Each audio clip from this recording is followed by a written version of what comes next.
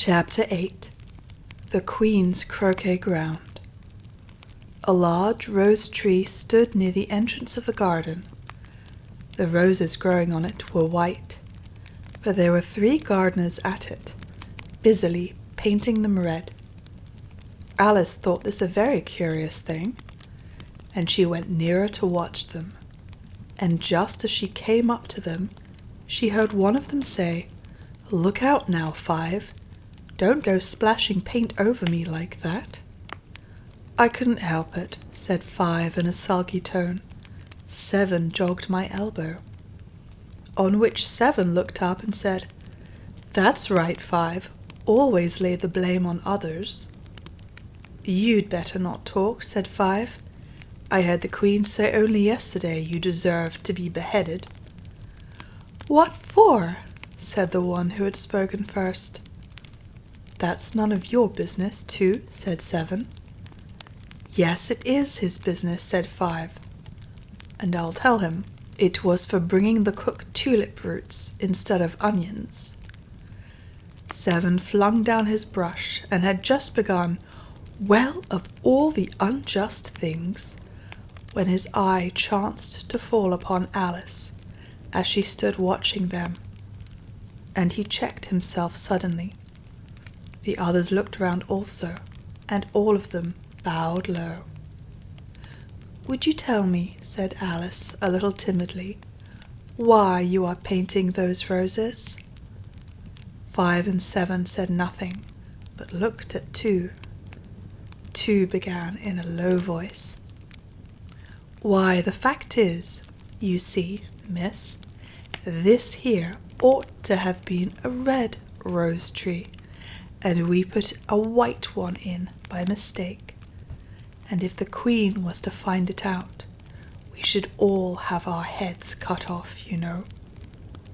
So you see, miss, we're doing our best afore she comes to—" At this moment 5, who had been anxiously looking across the garden, called out, "The Queen! The Queen!" And the 3 gardeners instantly threw themselves flat upon their faces. There was a sound of many footsteps, and Alice looked round, eager to see the Queen. First came 10 soldiers carrying clubs. These were all shaped like the 3 gardeners, oblong and flat, with their hands and feet at the corners. Next the 10 courtiers. These were ornamented all over with diamonds, and walked 2 and 2, as the soldiers did. After these came the royal children. There were 10 of them, and the little dears came jumping merrily along, hand in hand, in couples. They were all ornamented with hearts. Next came the guests, mostly kings and queens, and among them Alice recognized the white rabbit. It was talking in a hurried, nervous manner, smiling at everything that was said, and went by without noticing her. Then followed the Knave of Hearts, carrying the king's crown on a crimson velvet cushion. And last of all this grand procession came the King and Queen of Hearts. Alice was rather doubtful whether she ought not to lie down on her face like the 3 gardeners, but she could not remember ever having heard of such a rule at processions. And besides, what would be the use of a procession?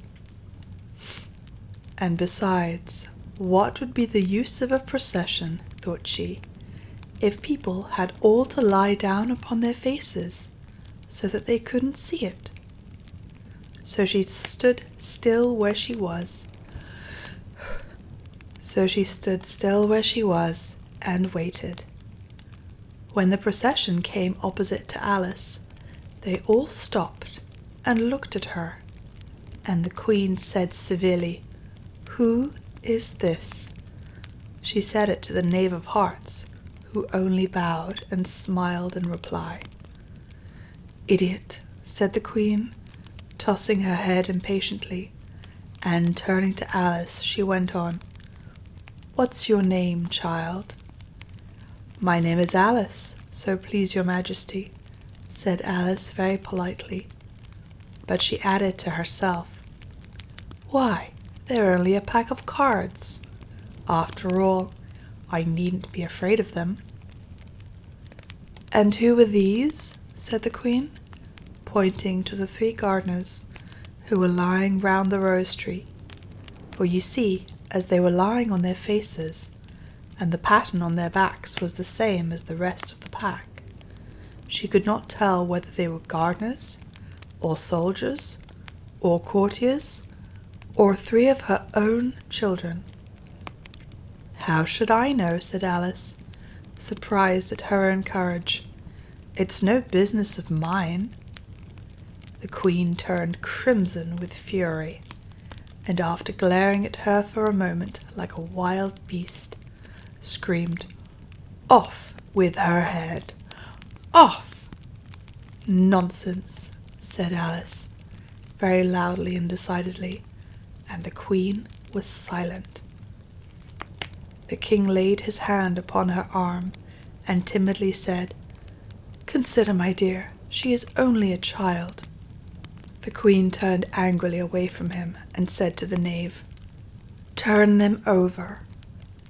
The knave did so very carefully with 1 foot.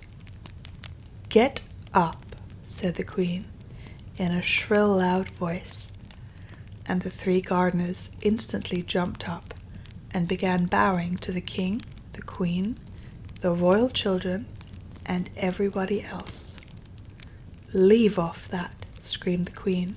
"You make me giddy." And then, turning to the rose tree, she went on, "What have you been doing here?" "May it please your majesty," said Tu, in a very humble tone, going down on 1 knee as he spoke, "we were trying—" "I see," said the Queen, who had meanwhile been examining the roses. "Off with their heads." And the procession moved on, 3 of the soldiers remaining behind to execute the unfortunate gardeners who ran to Alice for protection. "You shan't be beheaded," said Alice, and she put them into a large flower pot that stood near. The 3 soldiers wandered about for a minute or 2, looking for them, and then quietly marched off after the others. "Are their heads off?" shouted the Queen. "Their heads are gone, if it please your majesty," the soldiers shouted in reply. "That's right," shouted the Queen. "Can you play croquet?" The soldiers were silent and looked at Alice, as the question was evidently meant for her. "Yes," shouted Alice.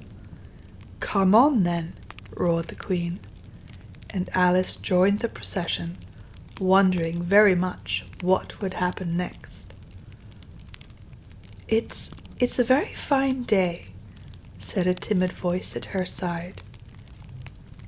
She was walking by the White Rabbit, who was peeping anxiously into her face. "Very," said Alice. "Where's the Duchess?" "Hush, hush," said the Rabbit in a low, hurried tone. He looked anxiously over his shoulder as he spoke, and then raised himself upon tiptoe, put his mouth close to her ear, and whispered, "She's under sentence of execution." "What for?" said Alice. "Did you say what a pity?" the Rabbit asked. "No, I didn't," said Alice. "I don't think it's at all a pity. I said, what for?" "She boxed the Queen's ears," the Rabbit began. Alice gave a little scream of laughter. "Oh, hush!" the Rabbit whispered in a frightened tone. "The Queen will hear you. You see, she came rather late, and the Queen said—" "Get to your places," shouted the Queen in a voice of thunder, and people began running about in all directions, tumbling up against each other. However, they got settled down in a minute or two, and the game began. Alice thought she had never seen such a curious croquet-ground in her life. It was all ridges and furrows. The balls were live hedgehogs, the mallets live flamingos, and the soldiers had to double themselves up and to stand on their hands and feet to make the arches.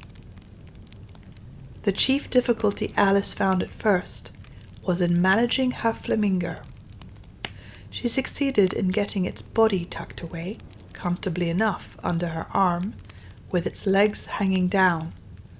Just as she had got its neck nicely straightened out and was going to give the hedgehog a blow with its head, it would twist itself round and look up in her face with such a puzzled expression that she could not help bursting out laughing.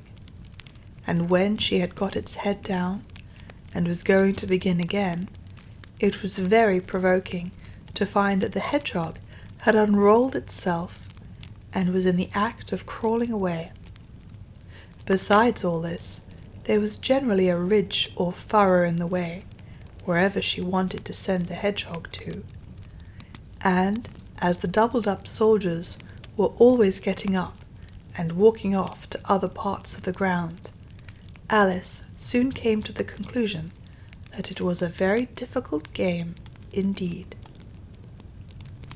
The players all played at once, without waiting for turns, quarrelling all the while, and fighting for the hedgehogs, and in a very short time the queen was in a furious passion, and went stamping about, and shouting, "Off with his head," or "Off with her head," about once in a minute.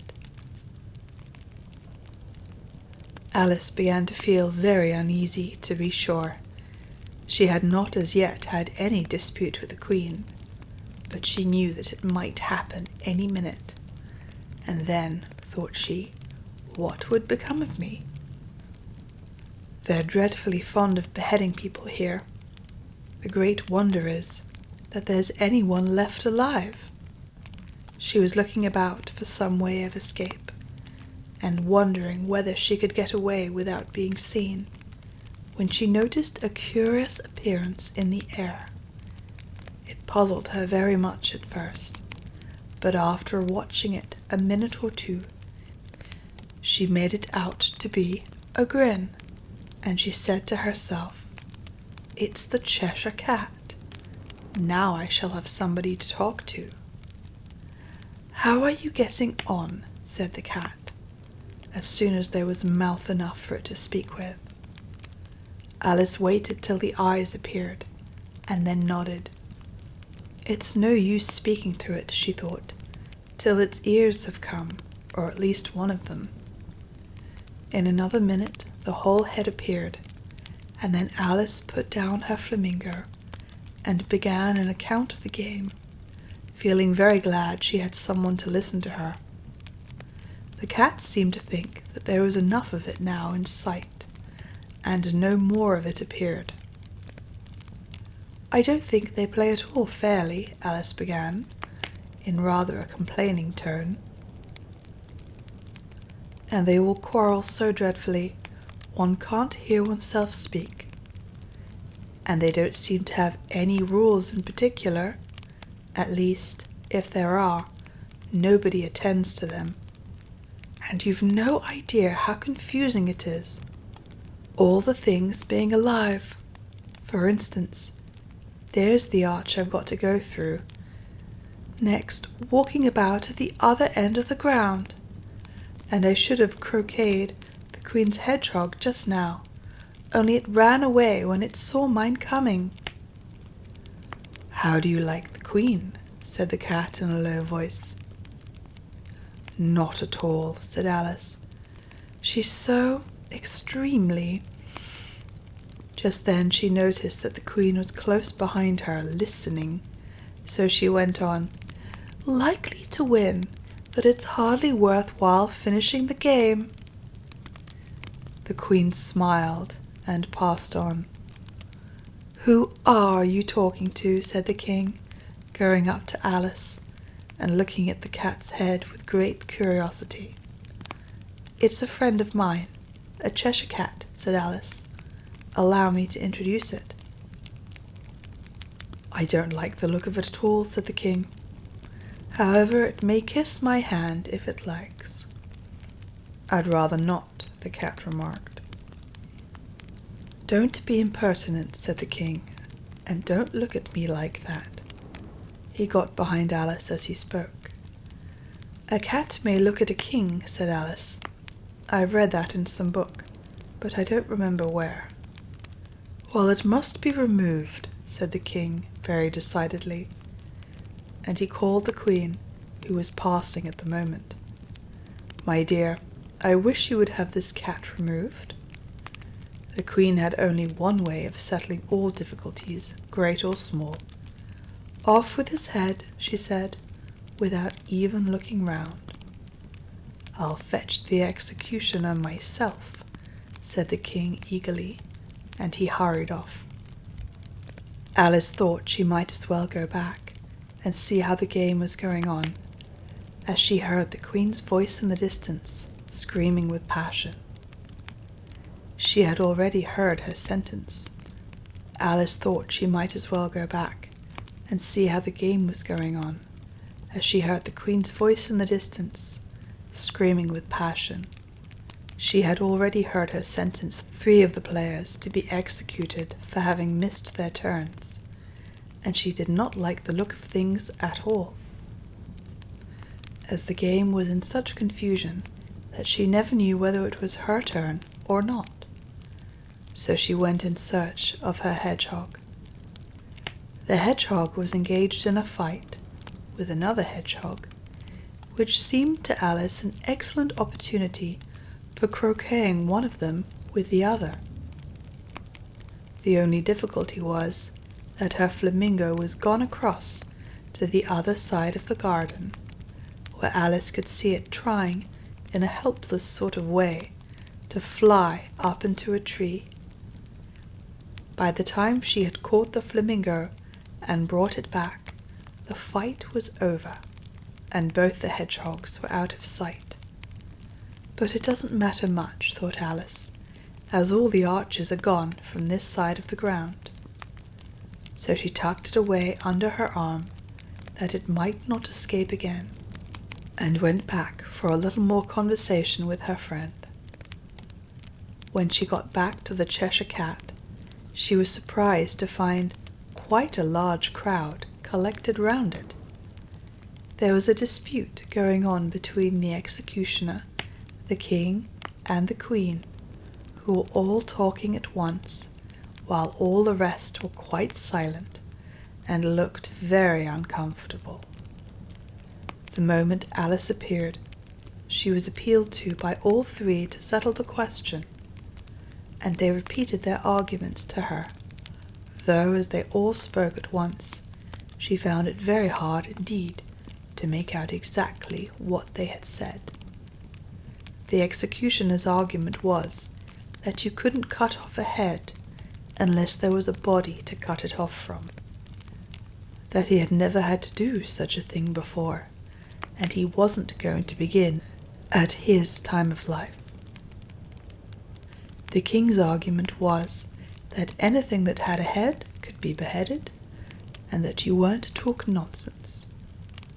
The queen's argument was that if something wasn't done about it in less than no time, she'd have everybody executed all round. It was this last remark that had made the whole party look so grave and anxious. Alice could think of nothing else to say but, "It belongs to the Duchess. You'd better ask her about it." "She's in prison," the queen said to the executioner. "Fetch her here." And the executioner went off like an arrow.